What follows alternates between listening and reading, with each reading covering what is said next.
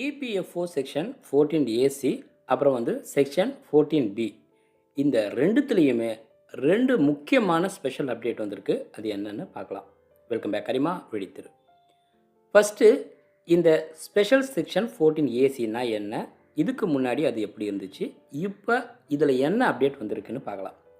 ஒரு நிறுவனம் தாங்கிட்ட வேலை செய்கிறவங்களுக்கு பிஎஃப் அமௌண்ட்டே கட்டாமல் விட்டுட்டாலோ, பிஎஃப் அக்கௌண்ட்டை தவறாக பதிவு செஞ்சுருந்தாலோ, இல்லை வேறு வழியில் பிஎஃப் சட்டத்தை மீறினாலோ, இது சம்மந்தமாக எந்த ஒரு தனிநபரும் பிஎஃப் சம்மந்தமாக ஒரு நிறுவனத்து மேலே கேஸை ஃபைல் பண்ண முடியாது.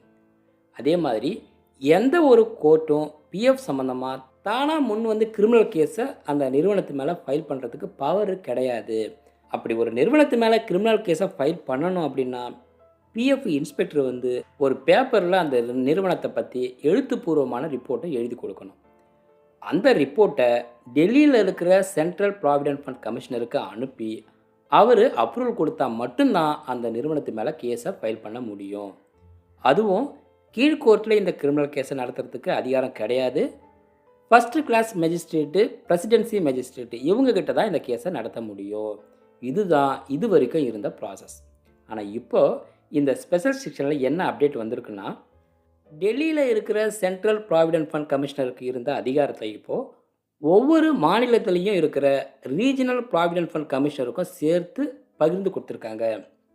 ரெண்டாவது 14பியில் என்ன ஸ்பெஷல் அப்டேட்னா, எம்ப்ளாயர் பிஎஃப் அமௌண்ட்டையோ, பென்ஷன் அமௌண்ட்டையோ, இன்சூரன்ஸ் அமௌண்ட்டையோ டைமுக்கு பே பண்ணாமல் இருக்கிறது, பிஎஃப் அமௌண்ட்டை ட்ரான்ஸ்ஃபர் பண்ணாமல் இருக்கிறது, பிஎஃப் சார்ஜஸை பே பண்ணாமல் இருக்கிறது, இது போல் பிரச்சனைக்கு அவங்க மேலே எவ்வளவு டேமேஜஸை, அதாவது அபராதத்தை போடணும் அப்படின்ற அதிகாரம் பார்த்திங்கன்னா டெல்லியில் இருக்கிற சென்ட்ரல் பிஎஃப் கமிஷனருக்கு மட்டும்தான் இருந்துச்சு.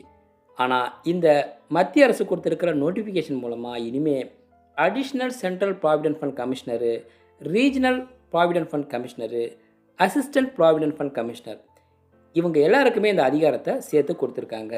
இனிமேல் பிஎஃப், பென்ஷனு, இன்சூரன்ஸை லேட்டாக கட்டுறதுக்கான தண்டனையை இப்போது ஒவ்வொரு ஸ்டேட்லேயும் இருக்கிற பிஎஃப் ஆஃபீஸ்லேயே ஆர்டரை பாஸ் பண்ண முடியும் அப்படின்னு கொடுத்துருக்காங்க. இதுதான் இப்போ வந்திருக்கிற புது அப்டேட்டு. இந்த பதிவு உங்களுக்கு பிடிச்சிருந்தால் லைக் பண்ணுங்கள், சேனலை சப்ஸ்கிரைப் பண்ணுங்கள். மீண்டும் பயனுள்ள அடுத்த பதிவில் சந்திப்போம். நன்றி, வணக்கம்.